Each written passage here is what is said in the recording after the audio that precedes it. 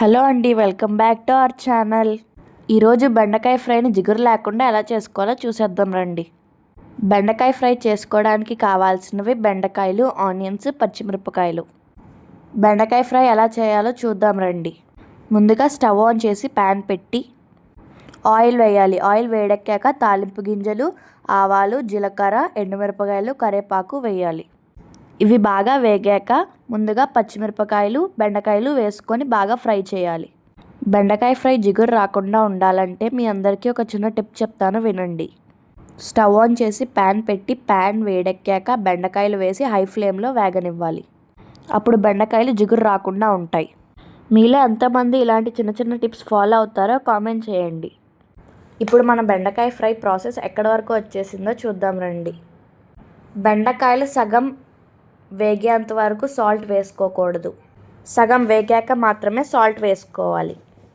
బెండకాయ ఫ్రై స్టార్టింగ్లో హై ఫ్లేమ్లో పెట్టి వేపితే బెండకాయలు బాగా జిగురు లేకుండా ఫ్రై అవుతాయి. ఫ్రైస్ అన్నీ కూడా చాలా ఈజీగా చేసుకోవచ్చు, ఎందుకంటే ఫ్రైస్లో ఇంగ్రీడియంట్స్ చాలా తక్కువగా వాడతారు కాబట్టి. ఫ్రైస్ స్టార్టింగ్లో నేర్చుకునే వాళ్ళు కూడా చాలా ఈజీగా నేర్చుకోవచ్చు. ఇప్పుడు మనం పసుపు వేసుకుందాం రండి. చిన్నపిల్లలు ఫ్రైస్ చాలా ఇష్టంగా తింటారు. మీలో ఎంతమందికి రసంలో ఫ్రై నంచుకొని తినడం ఇష్టమో కామెంట్ బాక్స్లో కామెంట్ చేయండి. వీడియో చూస్తున్న వాళ్ళు చూసి వెళ్ళిపోకుండా మన ఛానల్ని సబ్స్క్రైబ్ చేసి మీ ఫ్రెండ్స్, ఫ్యామిలీ మెంబర్స్కి షేర్ చేసి నచ్చితే లైక్ చేయండి. బెండకాయల్ని ఫ్రై కాకుండా పులుసు కూడా పెట్టుకోవచ్చు. మీలో ఎవరెవరికి ఫ్రై ఇష్టమో, ఎవరెవరికి పులుసు ఇష్టమో కామెంట్ చేయండి. ఇప్పుడు బెండకాయలు సగానికి పైగా వేగాయి కాబట్టి ఆనియన్స్ వేసుకుందాం.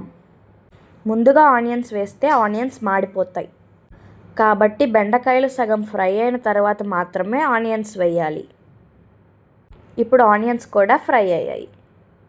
ఇప్పుడు 10 నుంచి 15 వెల్లుల్లిపాయలు దంచుకోవాలి.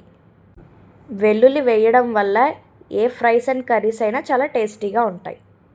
ఇప్పుడు వెల్లుల్లి వేసుకుందాం. వెల్లుల్లి వేసిన తర్వాత ఒక 10 నిమిషాలు ఫ్రై చేయాలి. ఇప్పుడు మనం కారం వేసుకుందాం.